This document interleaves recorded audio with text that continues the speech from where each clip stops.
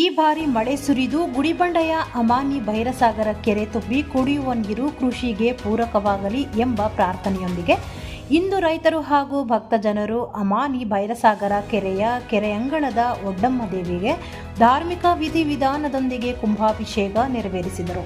ವೇದಮೂರ್ತಿ ನಾಗೇಂದ್ರ ಭಟ್ ನೇತೃತ್ವದಲ್ಲಿ ದ್ವಾರಕಾನಾಥ್ ನಾಯ್ಡು, ನಾಮಗೊಂಡು ಶಂಕರ್, ರಾಜಣ್ಣ, ಗುಂಪುಮಾರದ ಆನಂದ್ ಸೇರಿದಂತೆ ಅನೇಕ ಭಕ್ತಾದಿಗಳು ಪ್ರಾಣಾಂಗಣದಲ್ಲಿ ಒಡ್ಡಮ್ಮ ದೇವಿ ಪ್ರಾಣಾಂಗಣಕ್ಕೆ ನೀರು ತುಂಬಿಸುವ ಕಾರ್ಯಕ್ರಮ ನಡೆಸಿದರು. ನಂತರ ವೇದ ಪಾರಾಯಣ, ಸ್ವಸ್ತಿ ವಾಚನ, ಪಂಚಾಮೃತ ಅಭಿಷೇಕ, ಅಲಂಕಾರ, ಮಹಾಮಂಗಳಾರತಿ, ಪ್ರಸಾದ ವಿನಿಯೋಗ ನಡೆಸಲಾಯಿತು.